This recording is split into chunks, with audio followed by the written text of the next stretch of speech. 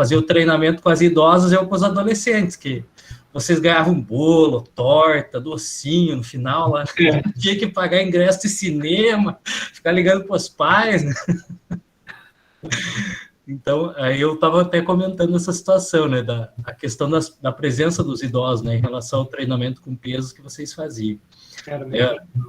Aí tem até algumas fotos, assim, né, em relação às aulas que eu tenho guardado, a pista, né, a pista de atletismo, assim, tem que você e o Cléber estão fazendo coleta, né, eu lembro dessa foto. A caminhada, e a pista era de pedra, né, hoje a pista de atletismo é top, aqui, fora de série. Quando eu cheguei e vi a pista aqui, fiquei impressionado. Legal.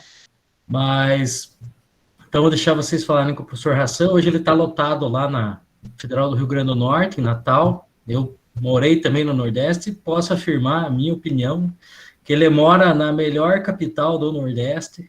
E eu concordo com isso, eu concordo com isso. Por todo mundo me pergunta, o que você me indica? Vai para Natal. Então, pretendo voltar lá, né, Rastro, estou te devendo uma visita aí novamente. Exato. Então, assim, tão logo espero visitá-lo. Passar a palavra para o professor Hassan, ele trabalha com essa questão psicofisiológica, já há muito tempo, desde a época do mestrado e do doutorado. Palavra do Hassan. Obrigado, Hassan, mais uma vez. Valeu, Fabrício.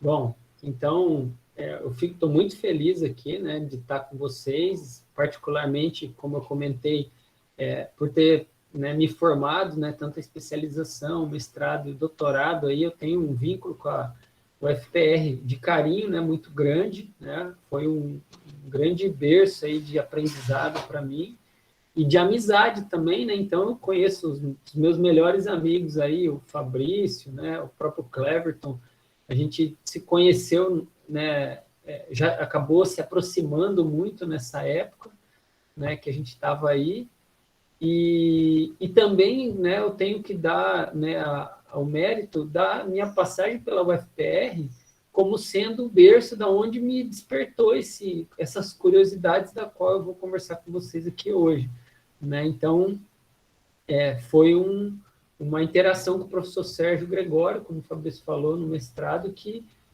se abriu, né, essa linha de pensamento que hoje eu tento amadurecer, né, e contribuir do jeito que eu consigo, né, para resolver os problemas do nosso cotidiano, né?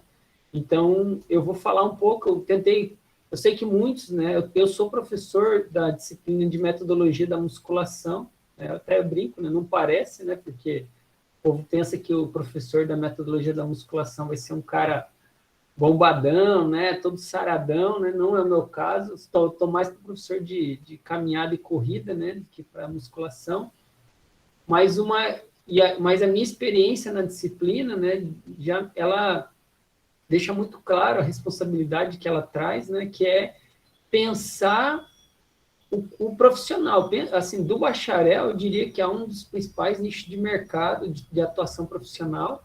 Então, eu sempre fico com isso na cabeça, quando eu vou dar disciplina. Eu estou preparando o profissional que vai atuar, vai ser, professor de educação física na escola e tem o professor de educação física na musculação. Então, metade da nossa reputação está vinculada à nossa atuação nesse contexto, né? E, então, eu tentei contextualizar, né? Eu acho que, para mim, isso é muito importante, e aí eu tento trazer a minha contribuição, que os conhecimentos que se tem nessa abordagem psicofisiológica, que, ao meu ver, eu vou tentar convencer vocês, nessa primeira parte, da importância de pensar sobre isso, e depois eu vou trazer alguns insights para vocês pensarem, né, de como vocês poderiam melhorar a atuação de vocês para promover uma fidelização maior do cliente, que dentro desse cenário aí que eu falei, tá? Se vocês quiserem fazer perguntas, eu estou vendo aqui a tela, né, eu consigo acompanhar o chat, ou vocês podem levantar a mão, que aí eu posso responder para vocês, tá? Ou no final também, né? Então, assim, é inegável, né, que esse setor, ele é um setor da economia que está vinculado diretamente à nossa área, que é um setor importante, né, e no Brasil, particularmente, ele tem uma representatividade bastante considerável, né? No caso, mundialmente, a gente tem a maior quantidade de academias do mundo, né? E aí, em faturamento, a gente gera, né, nesse contexto, 8 milhões de alunos matriculados, eles têm uma receita de 2,5 bilhões, e isso tem crescido, né? Isso tem aumentado ao longo do tempo. Então, a minha analogia é assim, né? Isso aqui é um gráfico aleatório, tá, gente? Do Ibovespa, né? Crescimento. Então, ignorem o que está escrito aqui, mas a analogia seria assim: a nossa área é essa linha azul aqui, então a gente tem altos e baixos, né? Tem uma hora que falam que vão tirar a educação física da escola, né? Daí, de repente, né, vem uma outra onda e diz assim que vai 3 dias da semana, né? Na academia, o povo começa, né, super enfatizar, né? Por exemplo, agora eu enxergo que o exercício está em alta, né? A atividade física e o exercício está em alta. Então, isso vai gerando esses aumentos, essas diminuições. A gente tem um certo crescimento ao longo do tempo que, ao meu ver, né, minha impressão, esses crescimentos eles variam de acordo com o desenvolvimento de conhecimento. E aí, o que eu quero dizer com conhecimento? Se vocês imaginarem, eu vou falar por mim, né? Eu, Fabrício, na nossa época, se falava muito em fisiologia do exercício. Então, caramba, saber fisiologia do exercício, assim, parecia que tirava você de um patamar e colocava no outro, né? E isso não é à toa, né? Isso tem um significado. E aí, depois, assim, teve uma outra onda, e eu até diria que talvez a gente está ainda nessa daí. Eu estou falando de grandes números, né? A sensação que eu tenho agora é que é a biomecânica. Então, aquele professor que manja de biomecânica, ele meio que parece que ele tem uma certa um reconhecimento, sabe? Uma coisa assim. E aí eu enxergo, né, que a gente está tipo aqui, assim, sabe? A biomecânica, ela resolve esses problemas, a fisiologia e tantos outros conhecimentos, eles interagem, mas eles deixam passar um problema que é um problema muito presente, assim, ele não consegue nem de perto impactar esse problema, que é o problema de manter as pessoas treinando. E o que eu acho que vai dar esse boom aqui, sabe? Esse crescimento na nossa área novamente, né? Então, aí é isso que eu vou falar um pouco para vocês. Então, eu definitivamente acredito nisso, assim. Eu aposto e tenho uma convicção de que isso faz sentido, né? E de que isso, de fato, vai diferenciar as pessoas. Espero que, ao final dessa conversa, vocês concordem comigo que o que vai guiar, né, diretamente sofre impacto, né, ou teria alguma influência, sofreria influência dessas coisas que eu vou conversar com vocês aqui. Então, a ACAD, para quem não conhece, né, ela é a Associação das Academias aqui, né, do Brasil, e ela é vinculada à IRSA, que é uma instituição mundial que, vamos dizer assim, ela lida com fitness, tá? Então, tem preparações, faz defesa da classe, enfim, produz material, eles têm um papel assim, então eles condensam muito bem as informações relacionadas a esse contexto, né? E ele tem uma revista, que, né, eu não estou fazendo propaganda, obviamente, mas eu não posso deixar de dizer que essa é uma revista que eles geram, né, que eles produzem, e um deles, o exemplar 85, ele tinha aqui, né, IRSA, Wellness, nova oportunidade para academias, né, daí aqui, mercado e tendência, né, daí fala um pouco aqui da tendência fitness mundial. Então, eles fazem esse tipo de monitoramento, né, e aí, eu olhei, falei, dei uma folhada, logo de cara eu me deparei com esse texto aqui, ó.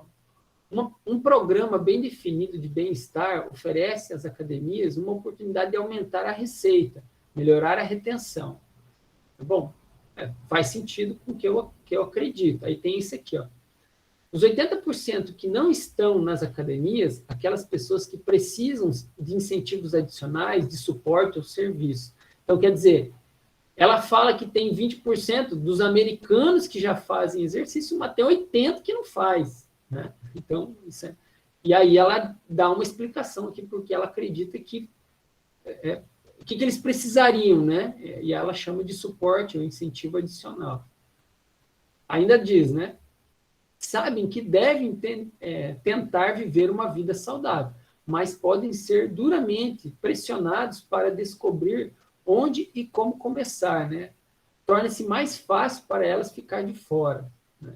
Então, e aí, para finalizar ainda nesses textos, né? Esse cara aqui é um grande empresário e ele tem uma representação muito grande nessa área do fitness, né? E ele fala assim, ó, nós ainda temos muito trabalho a fazer quando se trata de comunicar o fato de que as academias são um lugar seguro, tanto emocionalmente como fisicamente, para quem ainda não pratica exercício físico.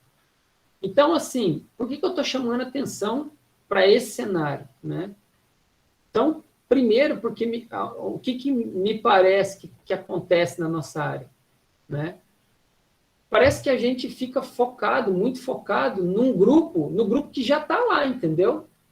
E, obviamente, o grupo que já está lá, ele é um grupo mais fácil de lidar, né? Mais fácil, e aí eu não estou dizendo que é mais fácil do ponto de vista, da perspectiva de ser simples.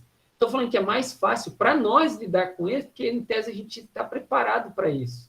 Então, você chega lá, você sabe as informações que você precisa passar para ele, você diz racionalmente ali, pá, é assim que funciona. O cara, beleza, faz 10, o cara faz 10, agora vai até você não aguentar mais, o cara vai até você não aguentar mais. Então, assim, esse público que está ali já e que é um público bastante recorrente, né, que tem um estereótipo muito bem definido e que, inclusive, cria um estereótipo que às vezes não é positivo, porque ele não representa a maioria das pessoas, né? E aí a gente cria afinidade com esse público, né? Então, e eu não acho problema nenhum nisso, né? Acho que isso é totalmente aceitável, mas isso gera um nível de competição e que tem um gargalo muito restrito, né? O gargalo é muito restrito, então a gente não pode ignorar essa realidade. Tá? Então, se você vai querer treinar esse pessoal, então, e pegar aquela galera que está treinando, eles vão ter uma demanda específica, né? E que você pode, sim, se preparar para atender eles, tá? Mas como vocês viram, então, esse público dos 20% que estão nas academias, não são os 20% que estão nesse perfil. A maior parte, as academias, como elas funcionam? Elas se preparam para lidar com um sistema de atendimento rotativo. Então, você vai ver que tem muito mais gente inscrita do que a capacidade da academia de lidar com aquelas pessoas. Então, se a academia ela consegue atender num horário, né, 20 pessoas, ela, num período, 100 pessoas, né, num dia dos 300 pessoas, ela vai ter muito mais clientes que isso para poder manter esse fluxo de gente dentro da academia, porque boa parte dessas pessoas acaba desistindo, né? Então, aqui, né, tem uma série de trabalhos, né, que saíram na mídia convencional, né, falando sobre a perspectiva de conquistar a assiduidade do aluno, né? Então, o lance, que é para tudo, né, mas eu tenho que enfatizar aqui, né, que nem sempre o melhor remédio funciona, né, nem o melhor remédio funciona se não for utilizado. Né? Então, a gente, sem dúvida nenhuma, tem um melhor... Eu não gosto nem de chamar disso, tá, gente? Assim, eu sou totalmente contra a ideia do Colégio Americano de Medicina do Esporte chamar o exercício de remédio, porque remédio é uma porcaria. Remédio... Ninguém gosta de remédio, né? Eu não gostaria de ser associado com remédio, mas sim com prazer, com felicidade, assim como a Coca-Cola é, por exemplo, né? Então, apesar da Coca-Cola ter sido um remédio, né? Então, diga-se passagem. Então, você veja que uma coisa que era remédio, quando deixou de ser estigmatizado, estereotipado como remédio, e passou a ser chamado de felicidade, que é como a Coca-Cola se auto-intitula, né? Ela virou um vício mundial, né? Então, E aí tem, né, a diferença de eficiência vem depois da efetividade, né? Então, o que eu quero dizer com isso?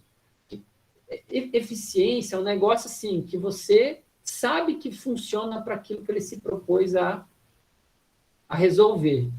Mas, por mais que ele seja eficiente, as pessoas tendem a não usar ele, não tolerar seguir aquele caminho. Tá? Se a pessoa não tolera seguir aquele caminho, então aquilo deixa de ser efetivo, né? Deixa de ter efetividade. Então, assim, você tem que ter essa noção. Bom, eu tenho a opção de fazer uma coisa que eu sei que vai funcionar muito bem para essa pessoa agora, mas existe uma grande chance dessa pessoa cansar de fazer aquilo ou simplesmente falar assim, cara, por que eu vou me submeter a isso? Qual que é o sentido de eu fazer isso, né? Será que isso compensa? Então, assim, o balanço cognitivo que ela tem que fazer depende de uma perspectiva muito futura. Então, assim, você não faz ali um mês de academia e resolve o teu problema. Você tem que fazer por muito tempo, né? E mais do que isso, porque não só para resolver o seu problema, mas até para ele conseguir oferecer o que ele se propõe a fazer, a grande parte do processo se dá de forma longitudinal, né? De forma a depender de muito tempo, de exposição àquilo, apesar de a gente ter evidências do impacto positivo já a curtíssimo prazo. Porém, a gente também sabe que a deixar de fazer aquilo leva a uma reversão dos efeitos que foi lhe provocado. Então, a gente tem... Isso, assim, para mim, é muito central. E isso, eu gostei muito da fala da professora, né, da questão do ser professor, e uma conexão que eu imagino é assim, quando você se propõe a ensinar a pessoa a ter um estilo de vida melhor, se você vai pelo caminho do atalho, você já está errando nessa comunicação. Porque o atalho ele pode trazer muito bons resultados, mas, em geral, ele não leva a uma mudança no estilo de vida da pessoa. Tá? Então, acho que isso ficou bem claro. Né? Se vocês tiverem alguma dúvida, eu posso voltar a isso. Né? Períodos muito curtos de treinamento podem não promover as adaptações fisiológicas e desaparecem parcialmente ou totalmente após a descontinuação do treinamento. Né? Então, isso que eu enfatizei. E aí, olha só que maluco, né? Ó, isso aqui ó, é um trabalho feito por essa pesquisadora aqui, maior ênfase na aquisição comparada à retenção. Né? Então, os esforços, os gastos financeiros, eles tendem a ser mais nessa direção aqui, da aquisição. Tá? E, ironicamente, isso não é só na educação física, esse que é um caso específico, né, da educação física, mas não é só da educação física. Isso acontece em vários outros setores. Né? Então, assim, só você parar para pensar assim, o que faz uma pessoa comprar um iPhone, que é um troço que geralmente é muito mais caro, cria uma série de dificuldades, né? E por que será que as pessoas que adquirem um equipamento como esse têm um apreço tão grande, né? Depois que entendem o que ele tem a oferecer? Sim, é só um paralelo, porque em alguns momentos isso pode ajudar vocês a compreender, né, como que isso, né, de fato poderia ser representado na nossa área.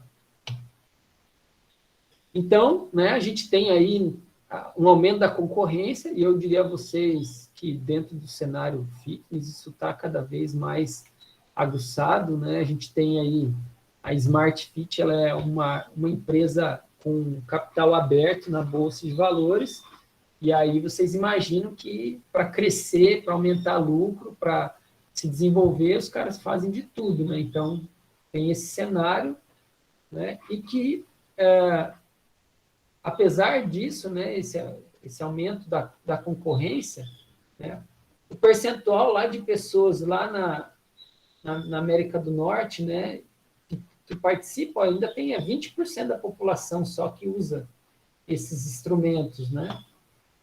E aqui, né, a média de pessoas por academia, né, também. Agora, veja assim, mesmo a quantidade está na academia, 18%, só que isso, a quantidade de pessoas dentro de cada academia está diminuindo. Então, aí existe, pela difusão, né, de opções, então, cada vez mais tem menos pessoas nas mesmas academias. Então, a gente tem aqui, né, a quantidade de alunos e a taxa de penetração no Brasil, né, aqui, se vocês analisarem, 4,7% das pessoas vão para as academias, e a gente tem aí um aumento pujante desse número, né, e com previsões bastante otimistas para isso.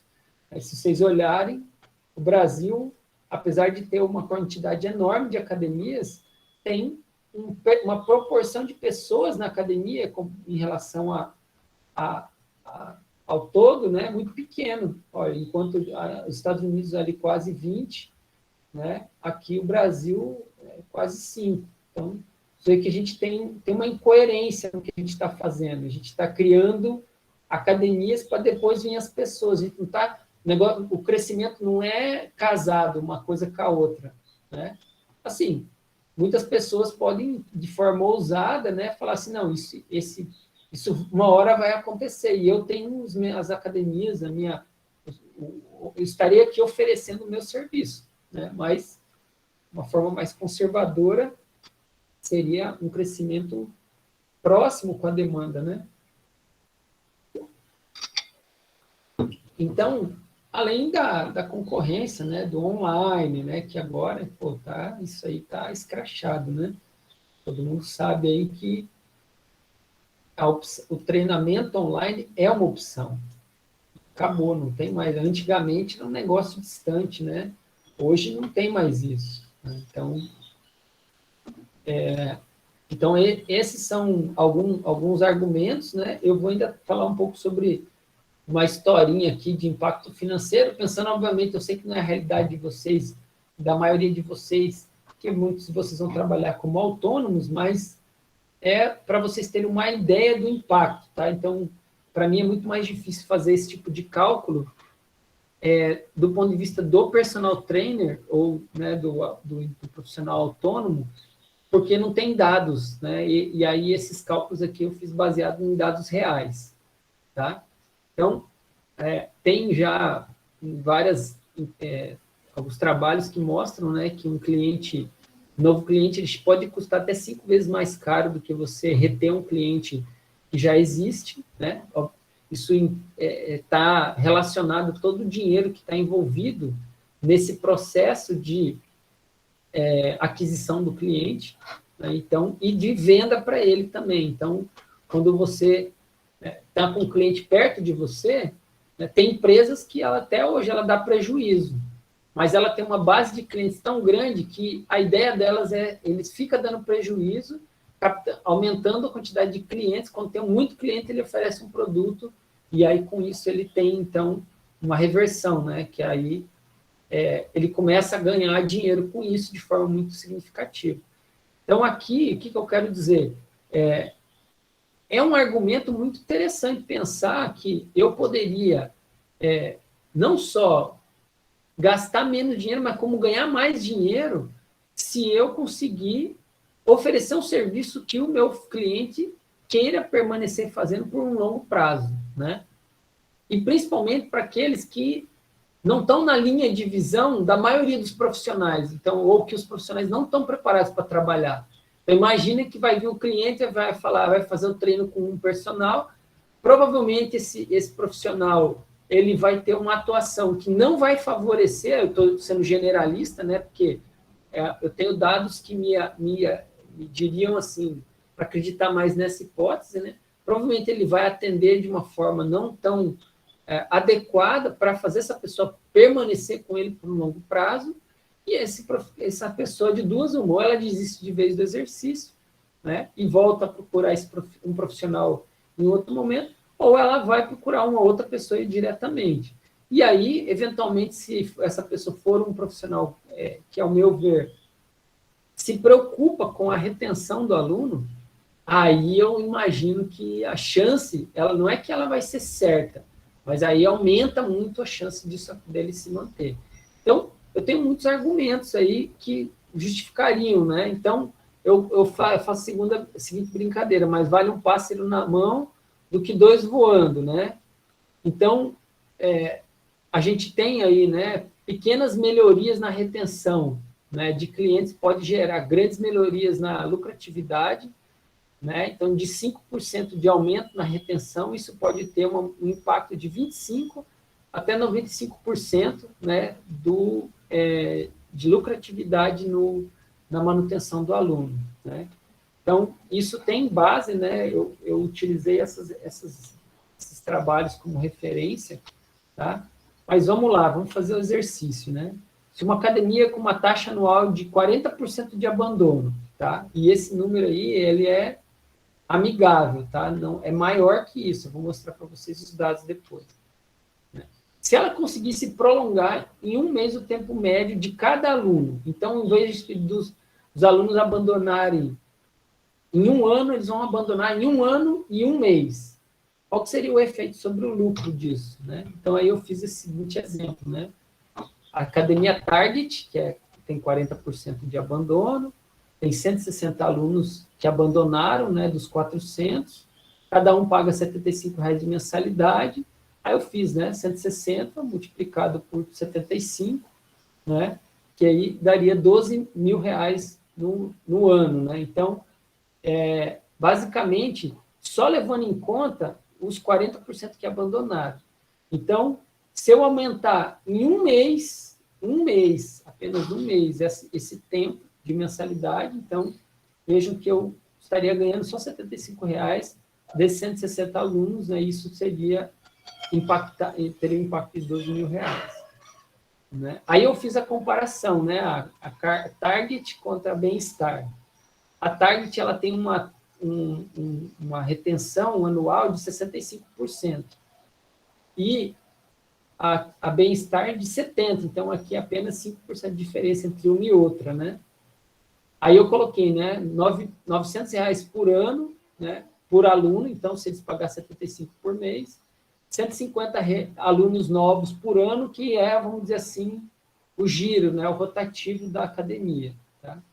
Aí, olha, aqui eu fiz os balanços financeiros da academia. Então, aqui eu sempre contava, ó, no ano 1, tinha 400 pessoas. Aí, ficou só 70%, então caiu para 280 nesse ano. Aí entrou mais 150, aí voltou para 430. Então, aí eu tenho R$ 387.000, que é o valor da receita. Aí vocês vão olhando aqui, ó, então, no segundo ano, eu fiz a mesma lógica, ó, caiu os 30%, entrou 150%. Aí a soma, né? Aí aqui a gente tem os valores por ano. Então, eu analisando em 5 anos. Fiz isso para a 70% aqui e a 65% aqui. Tá? Então, esse foi o racional. Levando em conta que nas duas academias volta 150 por ano. Tá? Então, é só para... O que variou foi a retenção. Olha só o que aconteceu. Né? A diferença entre as duas academias em 5 anos é aproximadamente R$ 200.000. Né? Isso pensando numa melhoria de só 5% na retenção desses alunos. Né? Então, e eu estou pensando que não teve correção de nada de valores, né, ao longo desses 5 anos, o que não é realidade, mas só para ter uma ideia. Tá? Então, esse é um outro argumento que eu queria mostrar para vocês, que é o argumento financeiro. Aí, mas olha só qual é a nossa realidade, tá? Esse aqui é um artigo clássico, ele é de 2016, tá? Feito na academia, na época, né? Na Bodytech, lá do Rio de Janeiro. E aqui ele mostra o tempo que as pessoas... Então, isso aqui é uma representação de um ano, tá? 12 meses. E aqui, ó, os valores são os valores ele chama de sobrevivência, né? Mas é de permanência das pessoas. Aí, olha só o que aconteceu.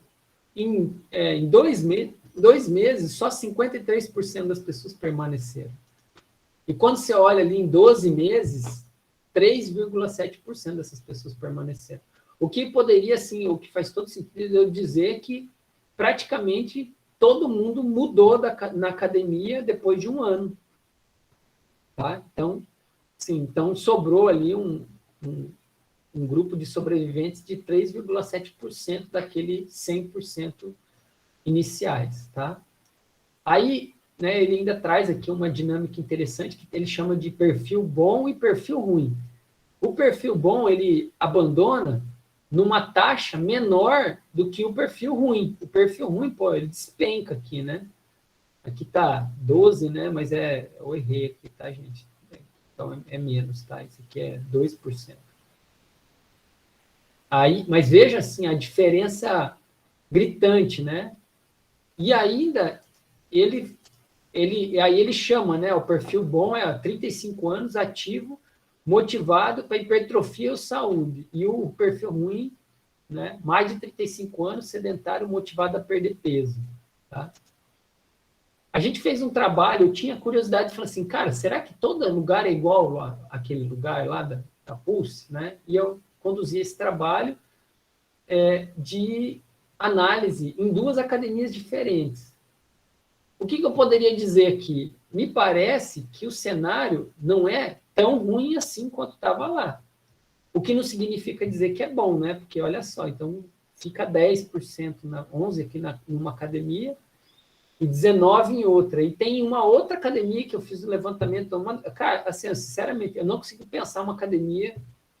É uma das melhores academias de Natal aqui. E ela tem uma manutenção das pessoas por os primeiros 6 meses. Eu não tenho esses dados publicados ainda. E depois que começa a cair e chega perto dos 40%. Assim, é a melhor academia de Natal. Né? Então, assim, o que eu visualizo, né, aqui, né, nesses 2 gráficos? A gente tem uma taxa de abandono muito alta. Tá? E ainda a gente observou que quando, né, mais de 80% abandonou com 1 ano, né, e ser mulher, idade com mais de 42 anos, ter uma média de frequência mensal de menos de 7 vezes, quer dizer, e no mês menos que 7 vezes, né, um contrato mensal, né, e ter entrado na metade do ano, tudo isso aí aumenta a chance da pessoa desistir. Isso é nessas academias que a gente viu aí.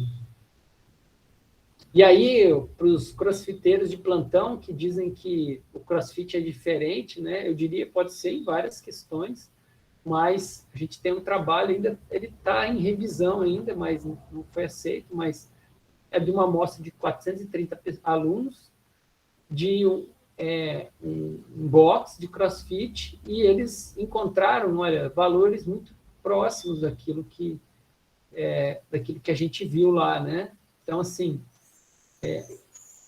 ele pode ser melhor em juntar pessoas com a mesma característica, né?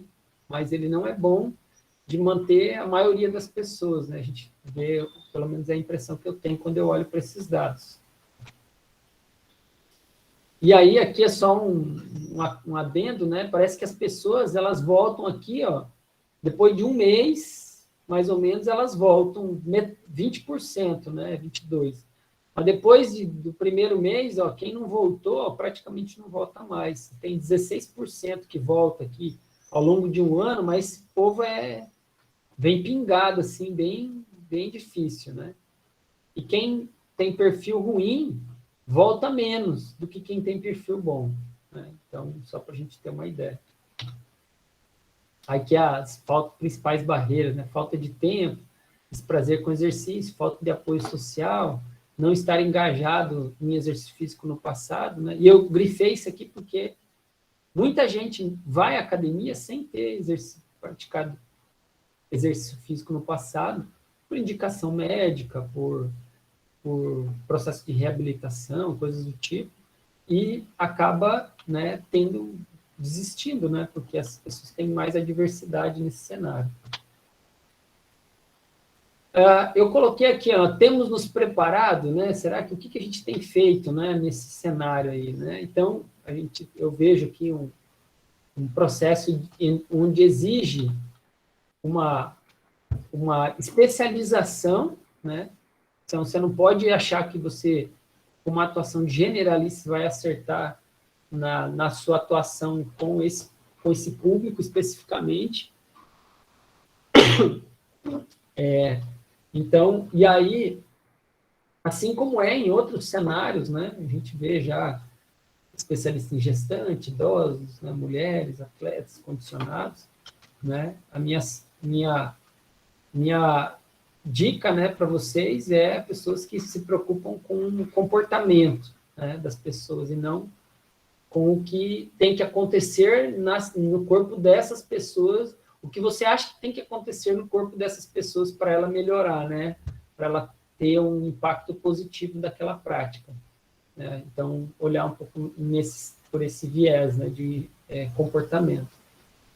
Vocês vão se defrontar com uma graduação, e eu digo sem conhecer, honestamente eu não sei qual é a grade da UFPR, mas diria a vocês, sem dúvida nenhuma, que ela segue esse padrão aqui, ó, tá? Recomendações para a prática de exercício físico. Segurança, minimizar riscos de lesões, eventos cardiovasculares e outros problemas, né, derivados da prática.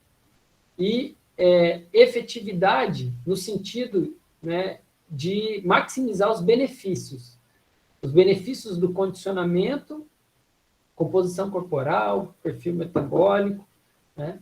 Esse modelo, ele é um modelo que ele já foi bastante discutido, e tem uma mesa que eu achei muito emblemática, que discute justamente esses dois polos de ideias, né? Que foi a professora Michele Cigar com o professor Martin Gibala, né? Quem não conhece, vou começar pelo Gibala, que talvez mais pessoas conheçam, né? Ele é o conhecido por popularizar o HIIT, né? Treinamento de alta intensidade. E a Michele Cigar, ela tem um livro, até acho que está aqui, né? Não sei onde é que eu guardei ele, mas é um livro que chama Sem Suor. É como se dissesse assim, ó, você consegue ir progredir aos poucos, ganhando gradualmente, pensando no comportamento, e isso levando a uma mudança de estilo de vida. E o Gibala já é uma coisa assim, 1 minuto de exercício intenso vai resolver a tua vida ali, você resolve, vai ter mais resultados, né? Então, vale a pena. Então, essa é um cenário que, para quem já não conhece, bem-vindos, vocês vão se deparar com isso na graduação. Eu acho, assim, que tem coisas que não cabem, né? A gente colocar num cenário. Eu acho que, obviamente, tem algumas pessoas que se dão bem com 1 minuto de treinamento intenso, né? E essas pessoas têm que ter o direito de fazer isso, mas que a maioria delas vai estar muito mais assim numa perspectiva de sem suor, de ir progredindo gradualmente e ganhando um estilo de vida mais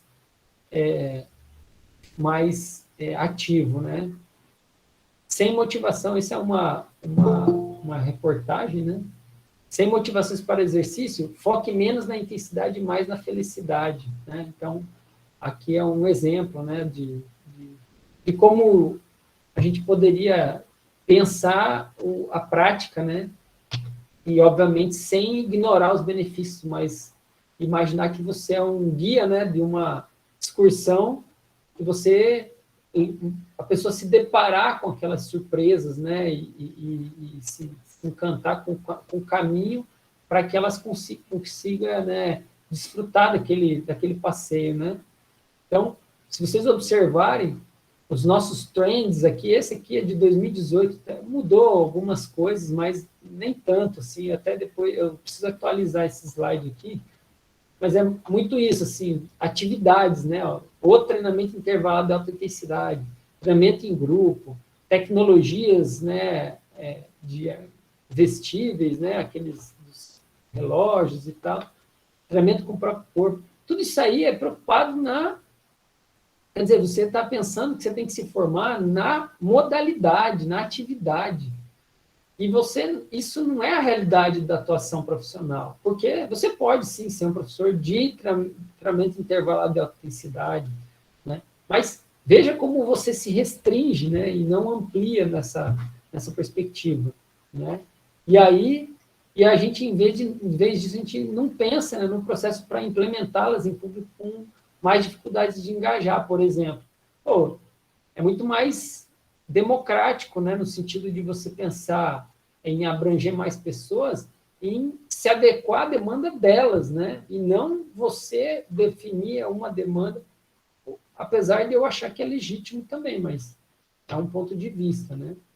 E aí a gente ainda tem, né, na nossa área, esse tipo de estereótipo, tá, gente?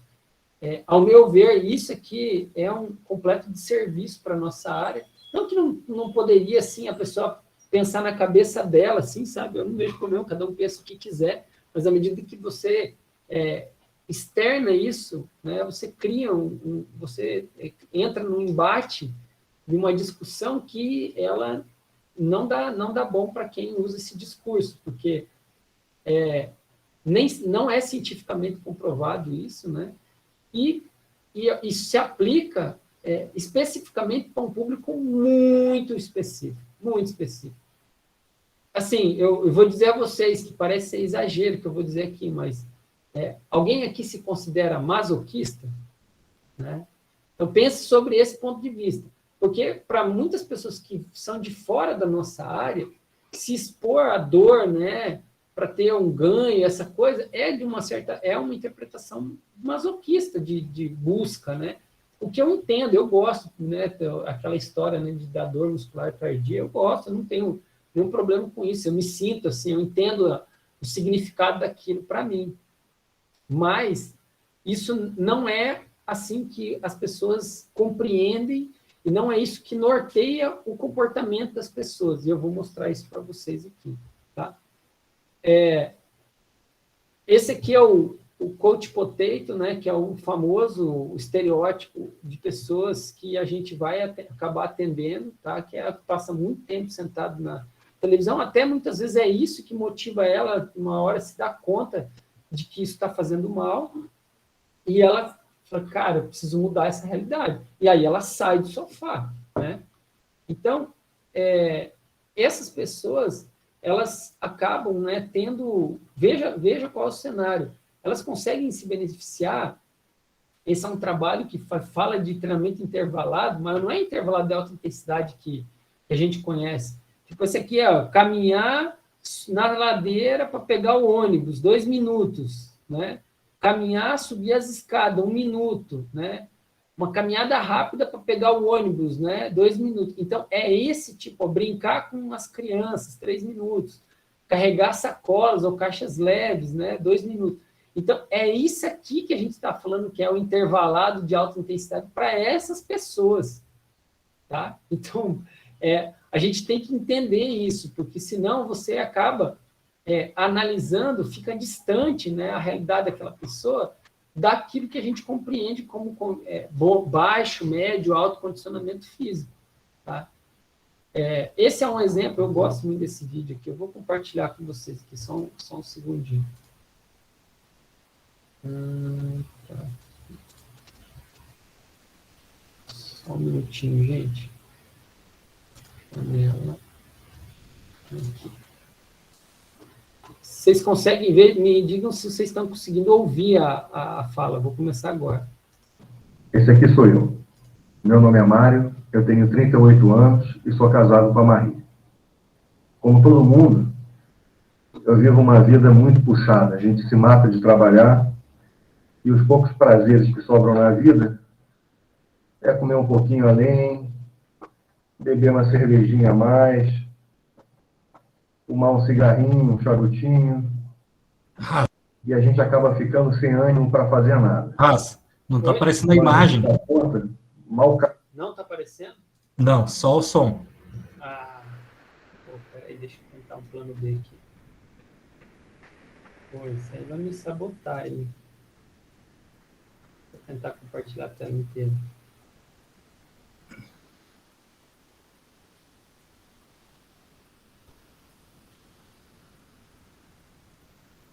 Agora está aparecendo, né? Tá, agora tá. Quer comer um pouquinho além, beber uma cervejinha a mais, fumar um cigarrinho, um charutinho, e a gente acaba ficando sem ânimo para fazer nada. Quando a gente se dá conta, mal cabe no boxe do banheiro e fica cheio de dores no corpo. Acha que a solução para isso é fazer um esportezinho no final de semana. Vivendo a vida desse jeito, eu fiquei desse tamanho. Minha ideia é correr atrás desse prejuízo e até dezembro perder mais de 30 quilos e estar apto para fazer uma prova de 10 quilômetros de corrida de rua.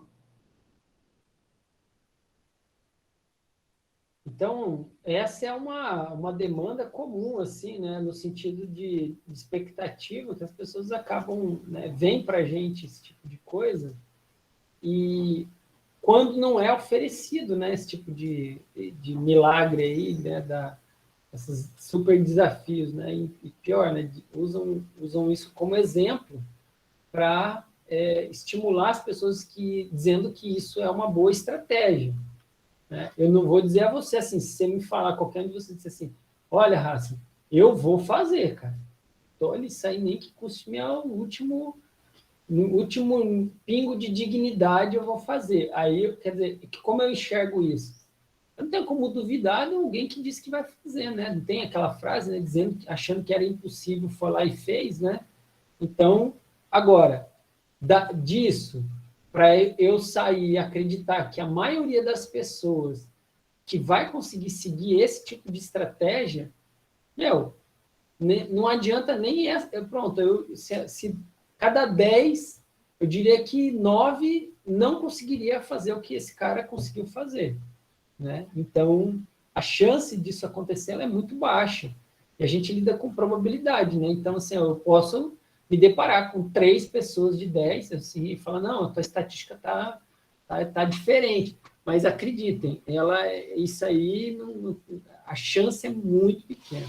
Tá? Então, aí eu trago aqui a vocês, agora eu já vou indo para a última parte da minha fala, tá? Porque eu queria mais trocar ideia com vocês também. Né? Como as pesquisas podem nos ajudar. Né? Então, acho que assim, a primeira coisa é entender como as pessoas que estão nesse grupo de pessoas que tende a começar e desistir rapidamente pensam. Né? O que de fato, né, como funciona a cabeça deles. Porque uma realidade isso vocês podem, eu gostaria, se alguém discordar, pode se manifestar, mas a maior parte das pessoas chega à academia, né, como um ambiente intimidador, né, levemente hostil, quando não muito hostil. Né? Então, isso é uma coisa que, se a gente quer que as pessoas frequentem, usem, falem bem, a gente tem que mudar esse cenário. Né? Não dá para você achar que isso vai coexistir, né? É difícil. Tem um pesquisador que é bastante conhecido, né, na área da psicologia do esporte, da atividade física, aliás, né, que é o Panteimon Ekekax. Esse cara ele escreveu um artigo, né, pessoas têm sentimentos, né, o paradigma, né, e ele fala desse paradigma de transição, que é uma coisa que a gente precisa fazer. Né? Então, só um exemplo, né, e aí eu vou falar rapidamente sobre essa parte, mas o estímulo motivacional que as pessoas têm, ela tem um que a gente chama de, a gente poderia qualificar o tipo de motivação, né? Essa é uma teoria bem consolidada, e aí tem assim, se você não tem interesse, até sente prazer. Então uma pessoa que não gera prazer, ela pode até ter algum interesse, né? Ela deve fazer, quer dizer, tudo isso aqui se encontra numa categoria que é meio, é próximo, tá? E aqui desse lado eu valorizo, sinto prazer, né? E aqui são frases que às vezes a gente escuta por aí. Meu médico me disse para me exercitar, senão eu vou morrer. Sei lá, vou ficar, o Caio vai cortar meu pé, né? Porque eu sou diabético. Ou, sei lá, vou ficar cego, né? Porque pressão alta, né? Então, a pessoa bota logo um medo de, né? Medo de morte morrida, né? Para assustar. E aí, então, isso tudo aqui tem uma baixa qualidade motivacional. E aqui, né, uma pessoa que diz, eu valorizo o exercício da minha vida, ou fazer exercício me faz sentir bem, são condições motivacionais extremamente poderosas. E essa motivação, esses motivos, né, a gente pode chamar dos porquês, tá? Então, vocês vão entender. E aí eu posso dizer assim, eu tenho o porquê lógico e o porquê emocional, tá? Então, vocês entendem que isso me parece... o motivador disso aqui é lógico. É lógico. Ai, fica quieto, baixa a cabeça e vai fazer. Então, quer dizer, por que eu vou fazer? Porque é bom para a tua saúde, você tem que fazer, senão você vai gastar dinheiro, você vai, sei lá, você vai inventar uma justificativa lógica. Tá? E aí, aqui eu disse, estar saudável amanhã. Porque ninguém faz para estar saudável na hora, né? Tipo, é uma coisa que você constrói. E aqui, desse lado, estar bem hoje, emocionalmente, né? Do ponto de vista de estar bem, tá? Aí, existe na literatura o que eles chamam de um gap. O que é um gap? É um buraco, né? Um intervalo, uma coisa que desconecta duas coisas, né? E aí, essa coisa é o que faz uma coisa ligar com a outra, é a decisão. Porque eu tenho a intenção, né? Se você perguntar assim, olha, você tem intenção de fazer exercício? Tenho. Quando? Quando? Segunda-feira começa. Então, quer dizer, é aquela coisa de que a pessoa, ela sabe que faz bem, né? Agora, qual que é o problema? A pessoa, apesar de saber que faz bem, ela não faz o comportamento. Vocês concordam comigo que isso aí é intrigante, né? No mínimo intrigante. Então, quer dizer, uma outra forma, uma consequência dessa constatação, você fala assim, tá, ok. Se a pessoa sabe, mas não faz, então ela tomar a decisão, depende de outras coisas que não só o processo cognitivo, racional de tomar a decisão, né? É uma coisa que dá para a gente concluir. Então, aí começou, inclusive na literatura, você colocar lá gap, né? Intention behavior, né? Quer dizer, intenção, comportamento. E aí o teu aluno, ele está aqui, né? Vem com a intenção danada, né? E ele começa a atravessar aqui, né? E você jura que, porque ele disse que vai fazer, tá tudo certo, tá combinado. E aí eu digo a vocês, quer um combinado maior do que eu pegar e falar assim, quanto que é? Aí você fala assim, R$50 a hora a aula. O cara vai lá e bota um dinheiro, aí paga para você 6 meses antecipado. Meu amigo, honestamente, me corrijam se eu estiver errado. Eu não conheço nenhuma confirmação de intenção maior do que pagar antecipado, 6 meses, 1 ano. Então, você não pode dizer, você pode falar qualquer coisa, menos que aquele cara não estava intencionado, né? Tem que falar em todas as coisas que ele se organizou para conseguir fazer isso acontecer, né? Então, existe, de fato, outras coisas que a gente precisa pensar para conseguir transformar aquele comportamento, aquela ideia, em um comportamento. E eu trago para vocês aqui uma literatura que ela é muito fascinante, que ela foi criada, né? Ela foi exercitada na área da economia, e aí criou um campo chamado economia comportamental, só para vocês terem uma ideia. É uma área onde a gente tem 3 prêmios Nobel, né, de pessoas, 2 bem recentes, inclusive, né? Então, tamanho o impacto dessas informações, desse processo de desenvolvimento dentro da área da economia, especificamente. E diga-se de passagem, um cara que ganhou o prêmio Nobel na economia, ele não era economista, ele era um psicólogo. Então, quer dizer, e foi o primeiro ganhador do prêmio Nobel de economia que não era economista. Então, é uma coisa bem interessante. Então, assim, qual que é a ideia desses caras? Eles dizem assim, ó, imagina que tem dois sistemas, tá? É um jeito de entender, é uma alegoria, não é uma realidade, isso não acontece, não tem duas coisas funcionando na nossa cabeça, mas é como se, só para a gente entender. Então, o processo lógico, como ele funciona? Ele funciona com base em um processo analítico, verbal, explícito, reflexivo, lento e de esforço. Quer ver um exemplo? Vai fazer uma prova. Você vai fazer uma prova, você não consegue fazer se você terminou um relacionamento ali, tu não vai fazer uma prova melhor, porque tu tá à flor da pele, tá por emoção. Você não vai fazer uma prova melhor, vai fazer uma prova muito pior, porque você precisava de estar concentrado, tá bem, né? Tá com dor de cabeça, vai fazer uma prova, pô, é um negócio que já demanda esforço. É lento. Aí você vai, então quer dizer, e geralmente, assim, geralmente não, na maior parte, ou quase todas as vezes, são coisas de longo prazo, é de futuro. Tá? Então, até a prova, né? Por que você faz uma prova? Porque um dia você precisa saber desse negócio aqui. E aí, né, nunca precisei usar equação de Bhaskara na minha vida, mas, enfim, eu estava lá gastando meus neurônios aqui para fazer a prova naquele dia. Né? Em contrapartida, você tem o emocional, né? Que é a outra parte do sistema. Né? O sistema, só que está invertido. Né? A primeira é o sistema 1, que é o emocional, que é o que vem primeiro. Né? E aí ele é como? É o experimental, não verbal, implícito, impulsivo, rápido, sem esforço.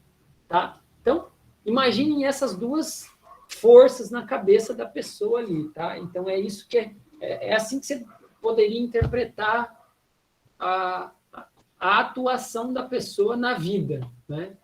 E você, sabendo disso, você então pode tomar algumas precauções e agir com uma certa intencionalidade para ter um melhor impacto naquilo que você se propõe a fazer. Então, aqui, ó, o lógico, necessidade de autocontrole, vulnerável ao cansaço, né? Isso tem até uma literatura que fala, né, a decisão fadigada. Quer dizer, o que significa isso? Pensa que, como é a vida das pessoas? A vida das pessoas é um tumulto, é um caos. Ninguém vive uma vida de boa, né? A gente, às vezes, imagina que vê a televisão lá, fulano, ciclano, ganhando muito dinheiro, e você pensa, pô, a vida desse cara deve ser muito sossegada. Não é, entendeu? Ninguém vive uma vida muito sossegada, porque se muito sossegado se tiver um filho em casa, né? Mora numa casa, tiver uma filha, um trabalho, ou nem tiver um filho, tem um relacionamento e um trabalho, ou já é pano para manga de sobra para você se estressar, para você cansar, né? Responsabilidades, enfim. E isso tudo é o dia a dia das pessoas, mas isso impacta negativamente no funcionamento desse sistema lógico.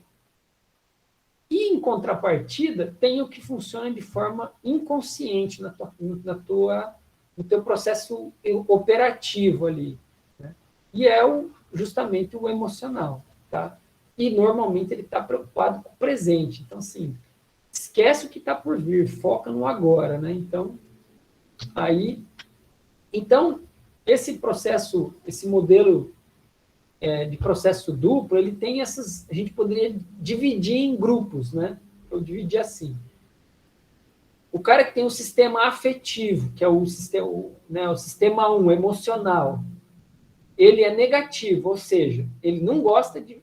Ele tem um impulso automático dentro dele que ele bate no olho. Falou exercício, ele se afasta, ele não curte. E aí tem o racional, que ele também, você pergunta para ele, cara, exercício para você, o que você pensa de exercício? Nossa, horrível, cara. Eu detesto isso, acho coisa de maluco.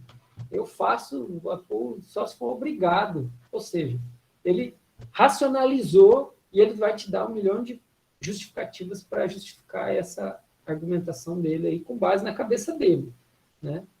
Aí tem o outro lado, que é o camarada que ele gosta impulsivamente, quer dizer, teve experiências emocionais muito mágicas, assim, incríveis, né? Ele gosta, tipo, aquela coisa assim, é o cara motivado, né? Você vê que vem de dentro dele a coisa, aquele envolvimento. E, racionalmente, ele também está ali divulgando, ele é uma pessoa que ele é um entusiasta, né? Então, e aí tem o que eu acho que é a maioria, quer dizer, que enxerga o exercício como algo, um processo que não é de fato agradável, então, ou seja, tem uma certa dificuldade, uma lida de forma um pouco difícil com a ideia de fazer exercício, não entende muito bem por quê, mas sente aquilo, mas sabe que é bom, que é importante fazer. Né? Então, assim, e aí eu digo a vocês, se vocês perguntarem nos Estados Unidos tem essa pesquisa, perguntaram lá para as pessoas, 98% ou diz assim, exercício é muito importante para a saúde, ou é importante, extremamente importante, muito importante ou importante. Então, esse é 98%.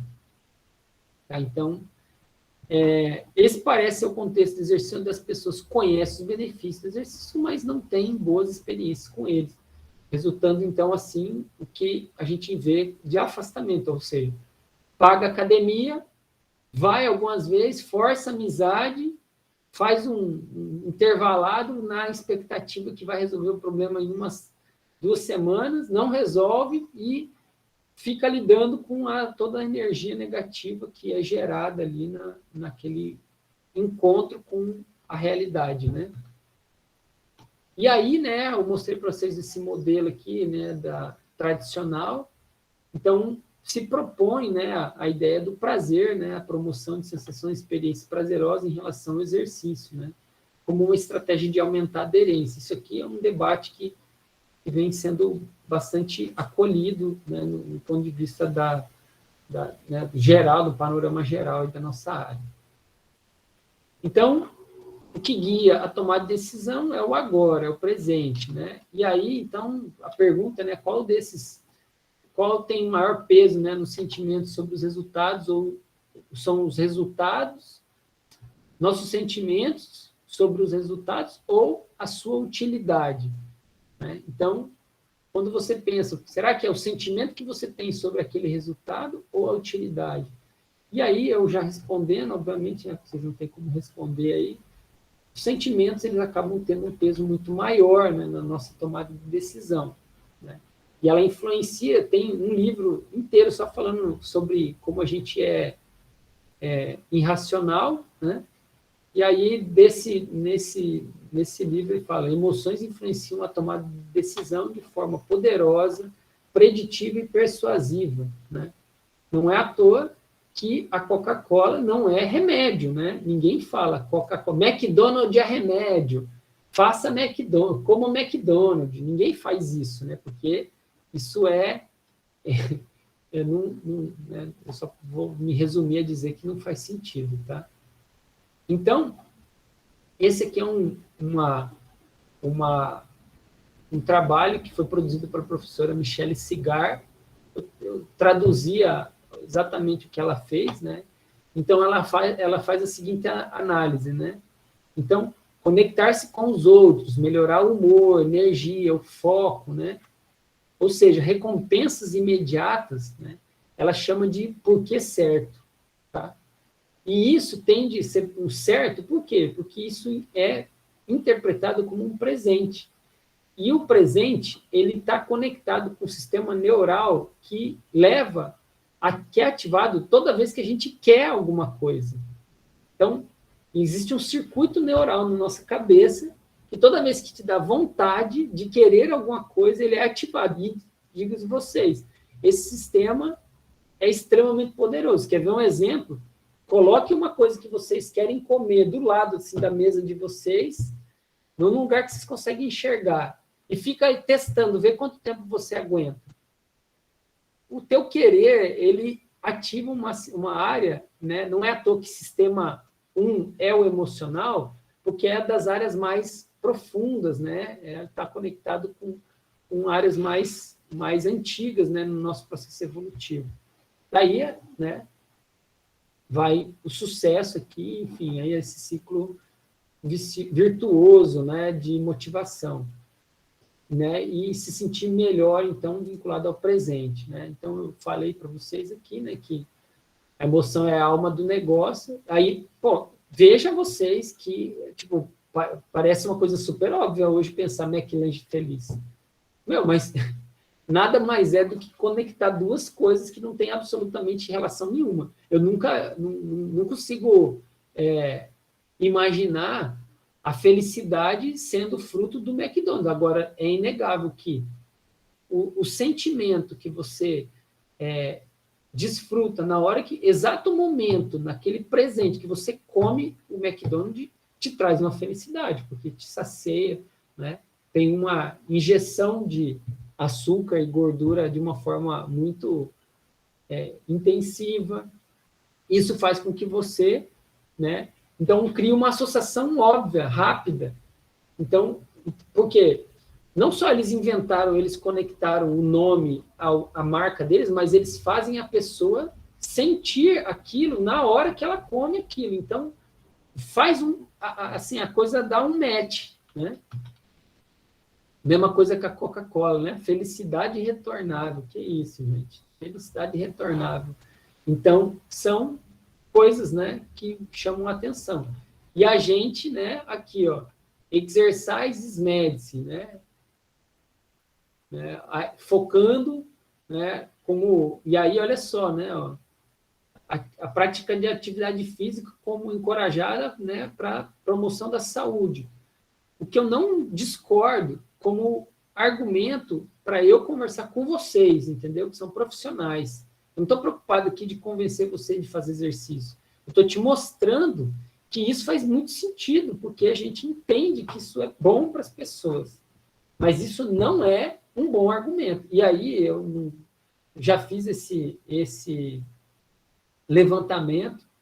A maioria dos profissionais com qual eu já perguntei, a pergunta é: como você convenceria alguém para fazer exercício? Eu me antecipo aqui e digo, né, a maior parte deles entende que o argumento bem explicado de que o exercício faz bem para a saúde é o melhor caminho, tá? Então, isso aí só para a gente pensar. E aí, para não sair assim, eu já me estendi assim, bastante na minha fala, eu vou fazer, essa é a última parte de verdade, né? Que é uma indicação para vocês de coisas que poderiam ser feitas, né? Então, que podem ajudar nisso como um todo. Então, aqui, ó, é um circuito, né, que envolve, né, desde o início, né, o processo de consciência, né, o recrutamento, quer dizer, onde a pessoa vai lá e vai se entender que você é um profissional, ou aquele lugar é um ambiente onde faz sentido para ela, tem alguma relação. E aí, de fato, quando ela aqui vai, né, paga, né, o teu serviço, né, a aquisição, né, e aí a gente tem o onboard, né, o processo através onde os novos membros deixam de ser pessoas de fora, passam dentro da organização. Isso aqui é um conceito que ele foi importado, né, dessa área de empreendedorismo, enfim. Mas por que eu chamo a atenção do onboarding? Porque é isso aqui que faz a grande diferença do processo. Então, é como você recebe a pessoa que está de fora e que você quer que faça parte do teu time, né, do teu contexto de trabalho. Então, pensando nisso, né, eu vou falar um pouquinho do que é esse tal do onboarding. Né, para daí sim ter o engajamento, então, quer dizer, o cara começa a curtir, né, ele vai ter uma renovação do seu serviço, e aí sim você pode falar que teve retenção. Então, aí você consegue ter impacto positivo daquela atuação, tá? Então, ele precisa ter... ele tem as expectativas que vão ser experimentadas, né? E se elas forem atendidas, então isso gera um ciclo virtuoso, né? Então, aí ele vai clicar no verdinho lá quando ele for questionado sobre a qualidade do teu serviço, né? Esse aqui é um exemplo de sucesso, tá? Eu acho esse trabalho, assim, ele é bem emblemático, tá? E ele traz alguns exemplos. Tá? Então, aqui ele fez um trabalho, um levantamento, ele chama de pacote de tratamento cognitivo-comportamental. Tá? E ele vai ver o impacto disso na frequência e no abandono das pessoas em uma academia. Tá? Aí, olha só, ele fez isso em 3 países, né? Nos Estados Unidos, no Reino Unido e na Itália.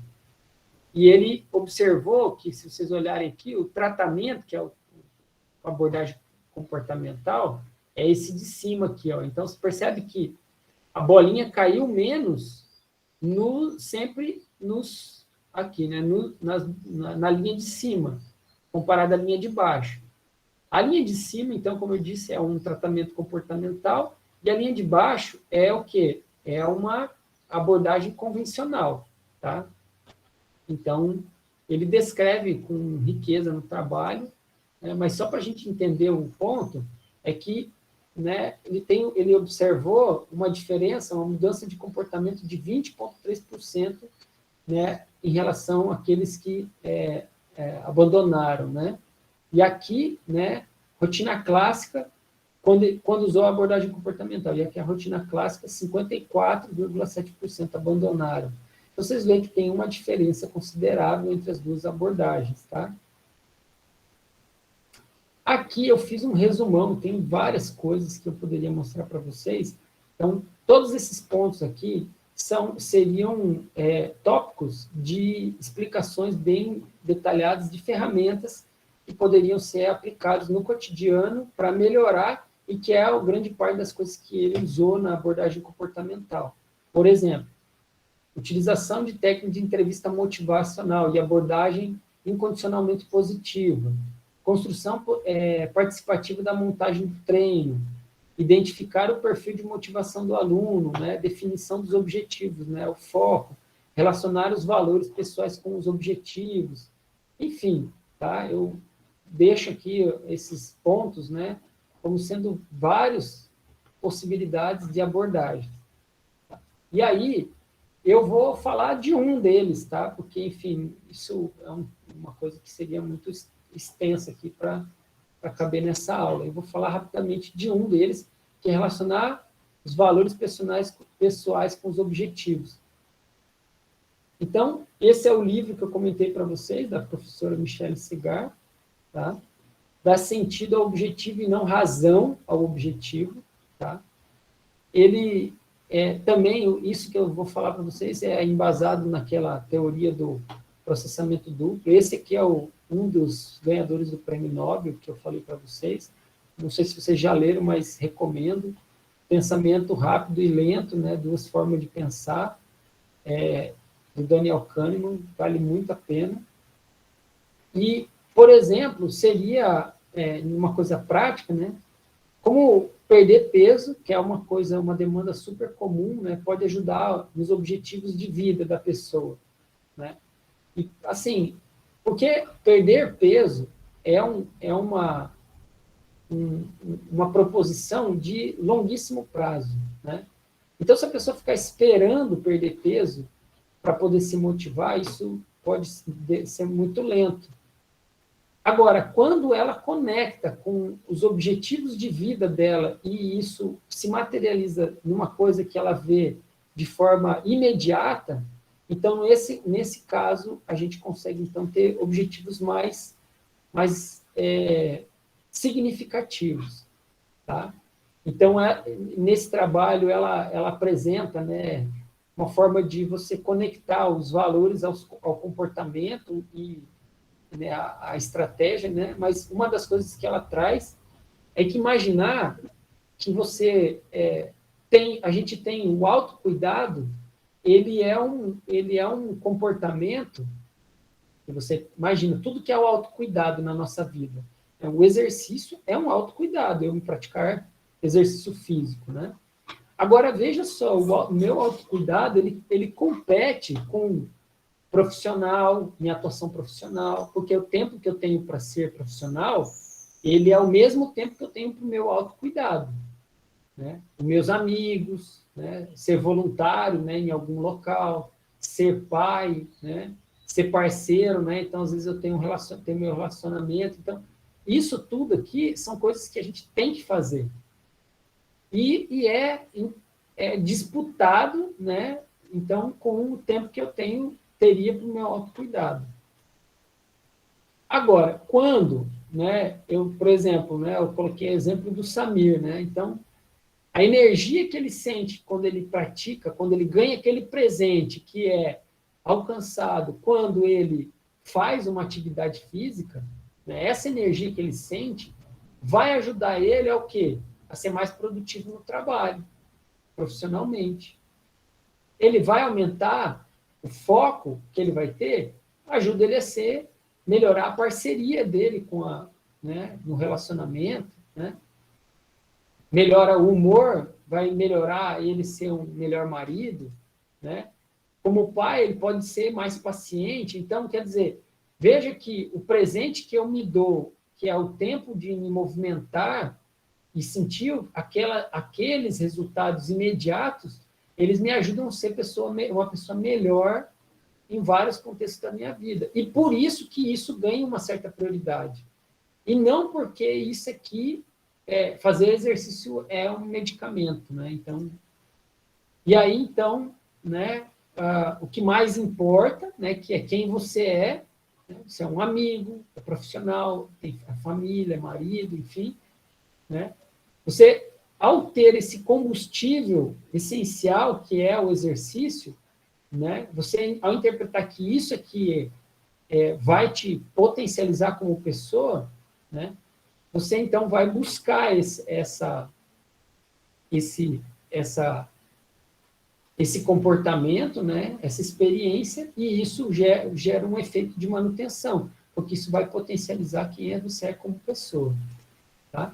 Então, eu encerro a minha fala aqui, tá? Eu espero ter conseguido contribuir aí com uma reflexão que, ao meu ver, ela tem um sentido bem claro, aí, como eu tentei mostrar para vocês, e fico aberto a dúvidas, mas antes, né, fazendo aquela contraposição, né, benefícios fisiológicos, manutenção de comportamento, né, e eu vou mostrar rapidamente um videozinho aqui. Deixa eu ver se não vai dar zica aqui.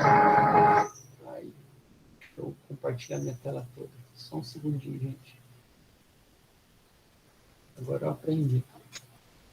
Esse aqui é para vocês verem como a gente funciona, tá? Então, como o nosso cognitivo, ele entra como que nosso sentimento entra em ação.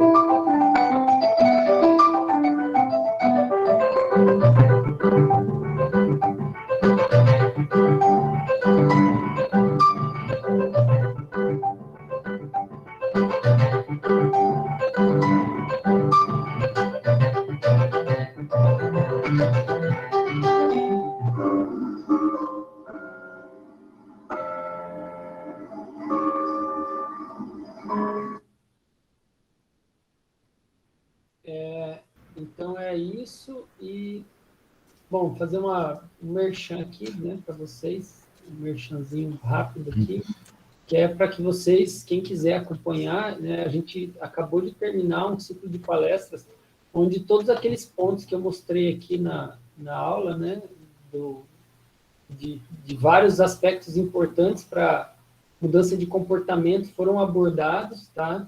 A gente tem aqui, né, um grupo do WhatsApp que a gente socializa material, todas as palestras estão no YouTube, no canal do YouTube do Psicofísio, que vocês podem acessar facilmente, é só digitar Psicofísio UFRN, eu posso colocar o link aí para vocês, né? E, enfim, está todo disponível, esse é um material, só esse ano a gente produziu 24 palestras sobre esse tema, tá? Então, fica aí o meu merchan aí para vocês. Vou colocar aí no chat, quem quiser agora pode ficar à vontade para perguntar. Acho que a Jéssica tem alguma pergunta? Pode falar, Jéssica.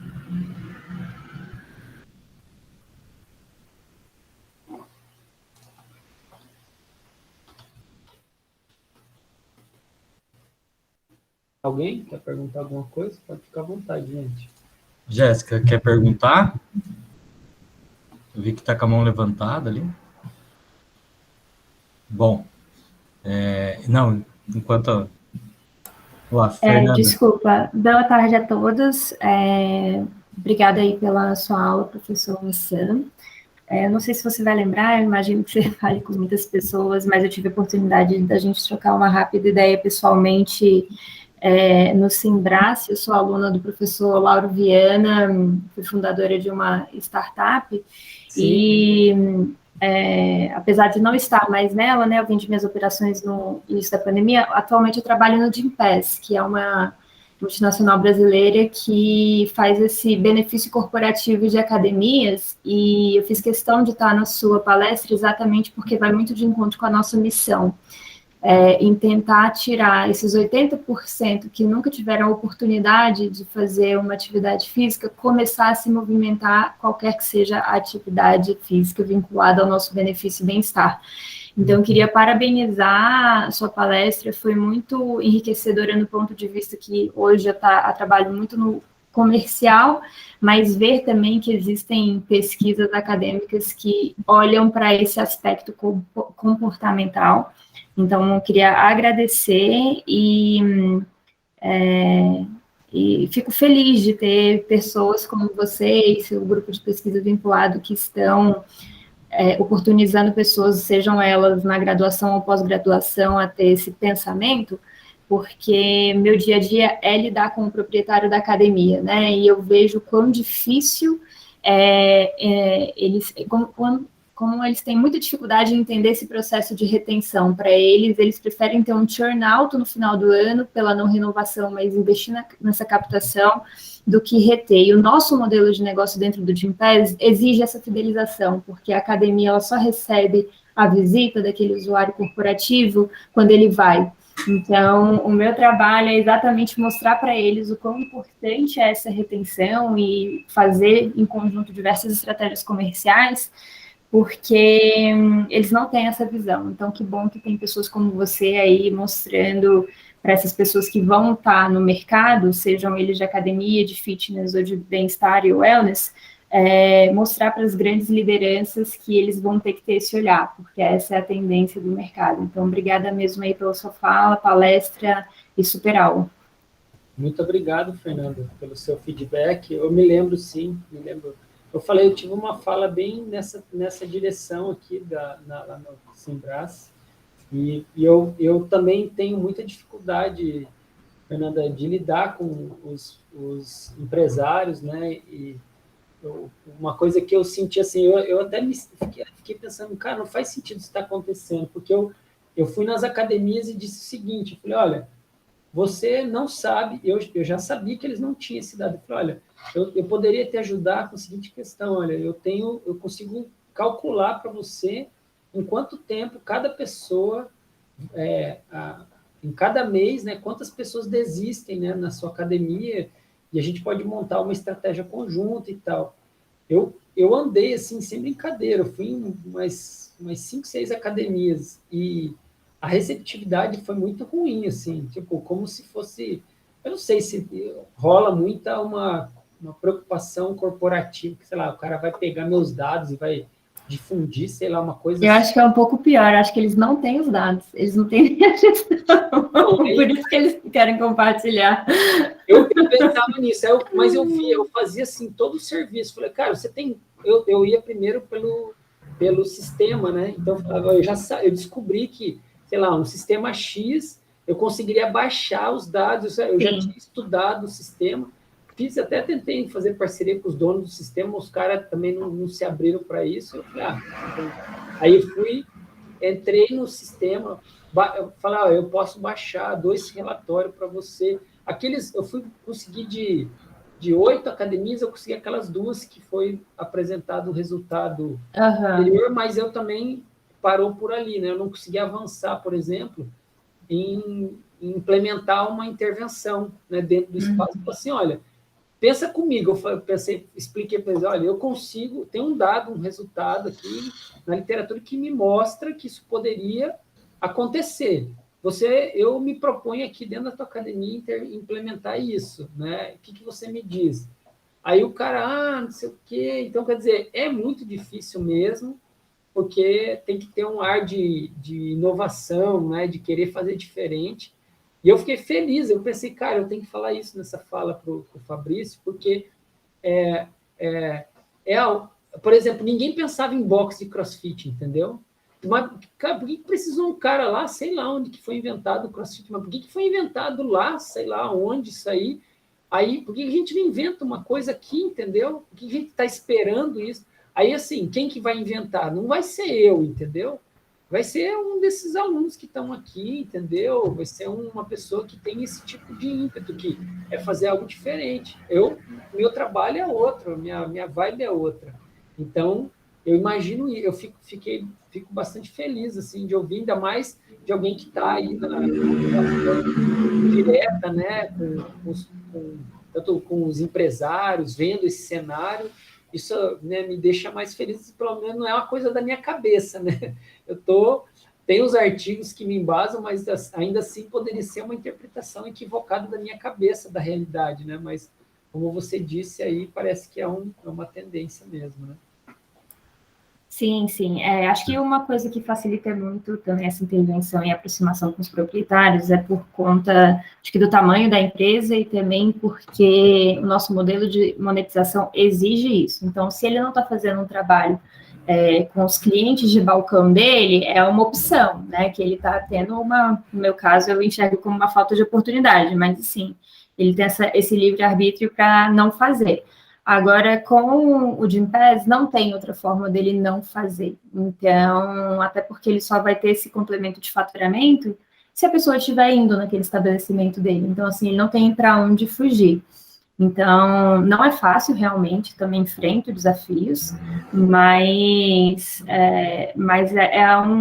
acaba sendo um aliado, né, nesse pensamento, nessa visão de mercado que a gente está tendo, cada vez menos da estética e muito mais do wellness e saúde integrativa.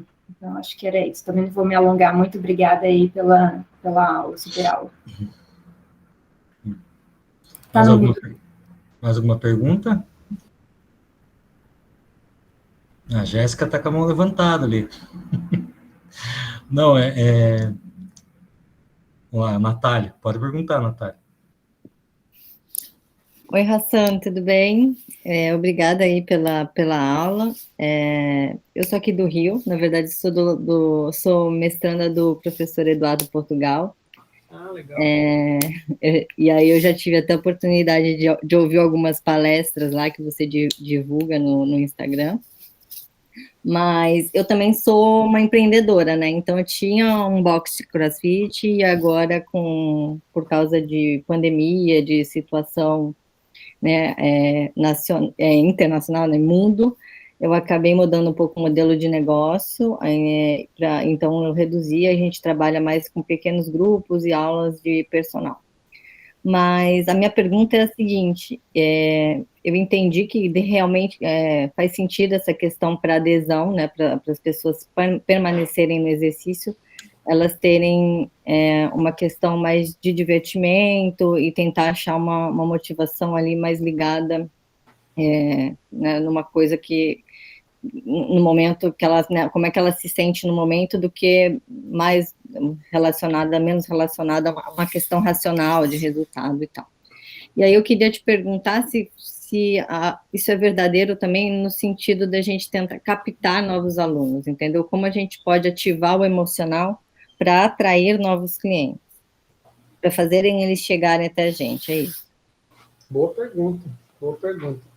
Então, assim, para aderir novos alunos, a minha impressão, tá? Eu não tenho, assim, não é uma coisa que eu tenho dados para sustentar nesse contexto específico que eu vou falar, mas, assim, tem uma literatura vasta que, por exemplo, a gente tem um conceito chamado autoeficácia.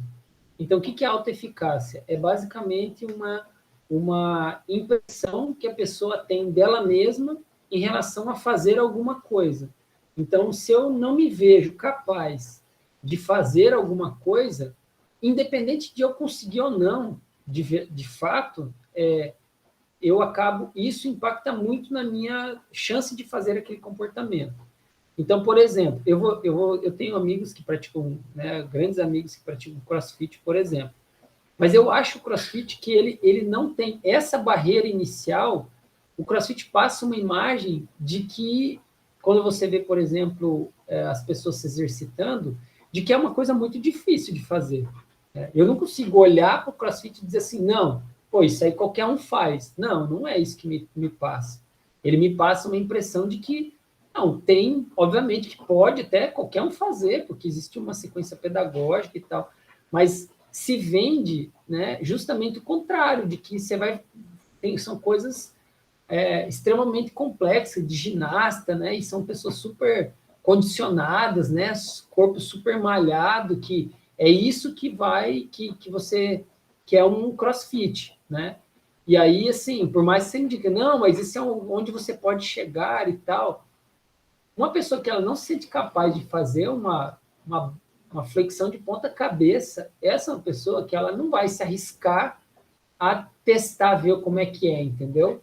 Ela provavelmente nem vai tentar fazer isso. E não é uma barreira inicial, né? Uhum. É uma barreira inicial. E sem falar que existe aquele estereótipo, né, de academia, de que, assim, do acolhimento, entendeu? Então, eu vejo, por exemplo, que essas atividades feitas ao ar livre, que a gente leva a pessoa de uma maneira onde você, né, consegue fazer uma progressão bem gradual, você tem um perfil claro, porque, assim, o CrossFit não foi feito para essa galera, entendeu? Eu entendo, e não é para ser feito para todo mundo.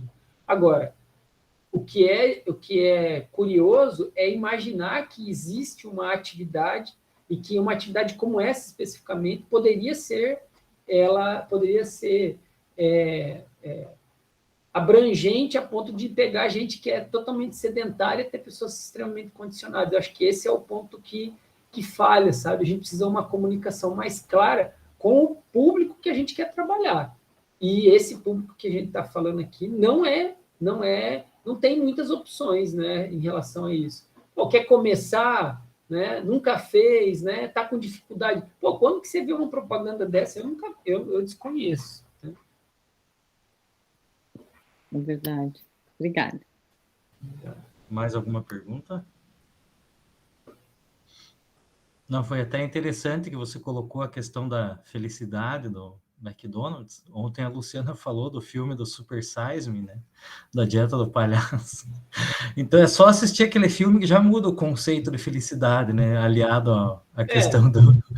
Cara, mas é muito louco, porque por mais que você assista, você não vai deixar de gostar de comer do negócio, porque ele é muito poderoso, eles são muito eficientes em comunicar com a sua emoção. Então, aí, assim, a gente é muito...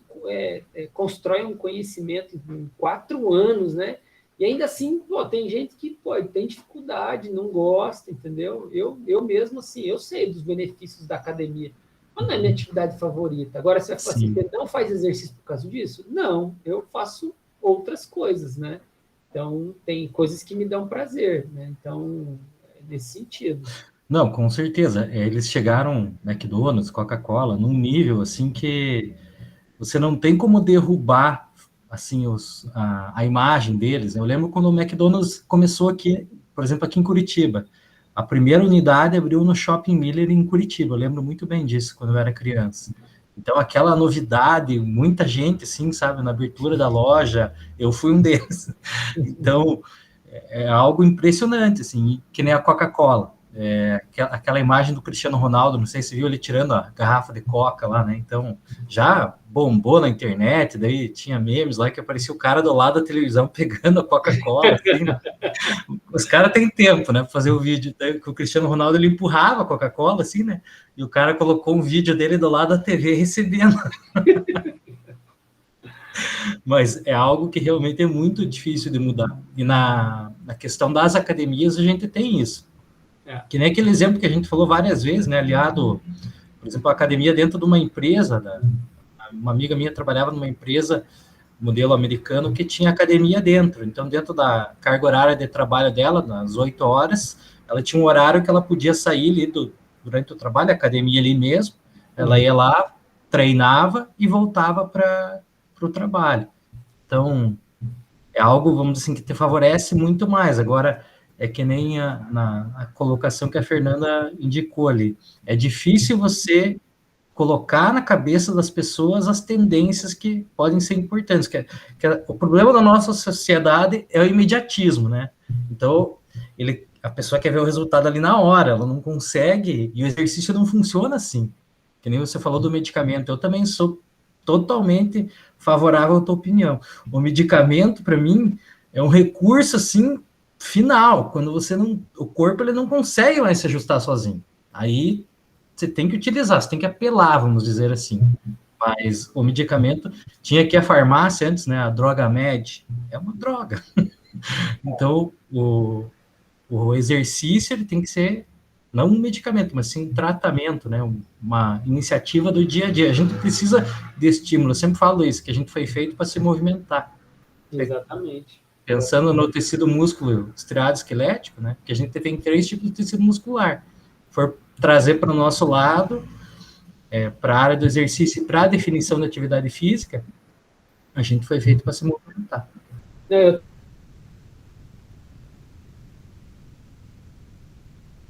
Opa.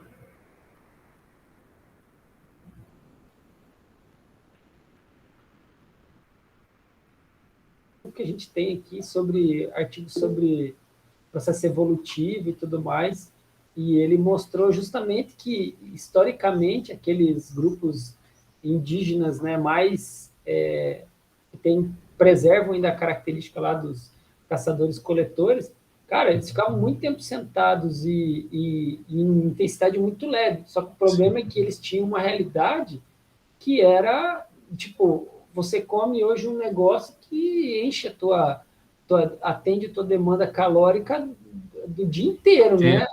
Os caras precisavam correr atrás, matar um boi, mas, assim, é curioso que eu achava, assim, na minha cabeça, eles faziam exercícios mais intensos, com um curto espaço de tempo, que era menor parte, faziam a maior parte do exercício de intensidade leve, e uma pequena parte de intensidade moderada. E aí e muito tempo de comportamento sedentário, quer dizer, é uma situação que a gente é da nossa natureza também ficar sentado, ficar parado, economizar energia, né? Esse é o problema. Não, e que nem é difícil você conectar na cabeça das pessoas a ideia de que o exercício, ele tem o efeito agudo, mas ele depende demais do efeito crônico. E até mesmo, assim, não vai ser só o exercício. A gente falou ontem até da parte nutricional, né, na fala da Lu, que realmente as pessoas, elas pecam pelo excesso, vamos dizer assim. Não é que você não possa comer chocolate, o problema é que você come chocolate demais. Se você comesse um pouquinho, enfim, e muito chocolate, vamos dizer assim, uma má alimentação, e pouca atividade física. A pessoa ela não consegue ter esse padrão de se manter. Não. De forma alguma. Não, infelizmente, cara. Mais alguma pergunta? Juan? Hein, professor, eu queria perguntar se ali aquele vídeo do piano, por acaso tem no YouTube? Da escada rolante ali? Eu acho que tem. Até a The Fun Theory, que se você colocar no YouTube, eu acho que você encontra. Se você não encontrar, eu posso mandar depois um link, é só me pedir no Instagram lá que eu mando para você. Mais alguma? Assim, essa teoria é bem legal, cara. Eles estimularam vários projetos. Tem um que você joga o lixo, e quando você vai jogar o lixo, ele passa por um sensor de movimento, aí ele passa na boca do lixo, aí faz o barulho assim, bum!